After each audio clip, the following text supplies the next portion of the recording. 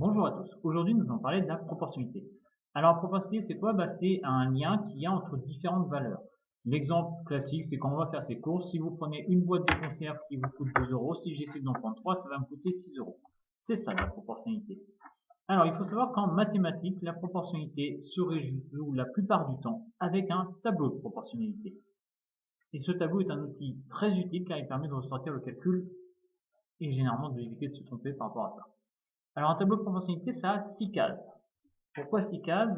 Parce que dans 4 d'entre elles, on va mettre des valeurs chiffrées. Et dans les deux autres, on va indiquer ce que représentent ces valeurs chiffrées. Prenons un exemple classique, bateau, mais c'est juste pour vous faire comprendre l'idée. Je vois que 5 crayons vont me coûter 8 euros. Je décide d'en acheter 12. Combien vont me coûter ces 12 crayons? Et bien là, je fais mon tableau à 6 cases. Tableau, vous voyez, je l'ai fait derrière moi, j'ai bien mis 6 cases. 1, 2, 3, 4, 5, 6. Que me dit mon énoncé? Mon énoncé me parle de crayons. Eh ben, il y a une des lignes, je décide que ce soit les crayons. Celle du haut, celle du bas, on s'en moque totalement. Et mes crayons me coûtent de l'argent, donc coûtent des euros. J'ai donc ma deuxième ligne. J'ai mes énoncés. Maintenant, il ne me reste plus qu'à réfléchir à son avis. Alors, l'énoncé me disait 5 crayons me coûtent 8 euros. Ah ben alors, 5, je peux le mettre dans la case crayon. Et on me dit que ces 5 crayons coûtent 8 euros. Je mets donc le 8 dans la case euros en dessous qui correspond. Et je cherche à savoir combien ça va me coûter si je décide d'en prendre 12. 12 crayons. Donc je mets 12 ici. Et c'est cette valeur-là que je cherche. Et bien là, c'est tout simple. Du fait de ce visuel, vous allez faire quelque chose que vous connaissez qu'on appelle le produit en croix. Alors, le produit en croix, on schématise de plein de façons différentes.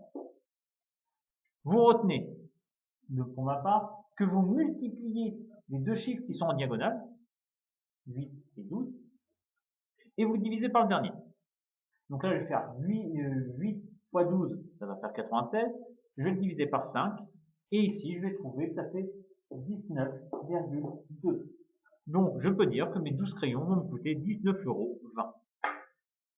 Alors, autre chose qui concerne aussi la proportionnalité, en plus de ce tableau, c'est qu'on peut vous demander de résoudre ça avec un graphique. Alors, le graphique, c'est une autre particularité. C'est un graphique qui est tout à fait reconnaissable.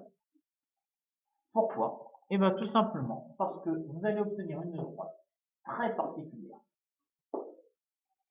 Imaginons sur un graphique. Ici, je vais remettre justement mes crayons et ici en bas mes euros.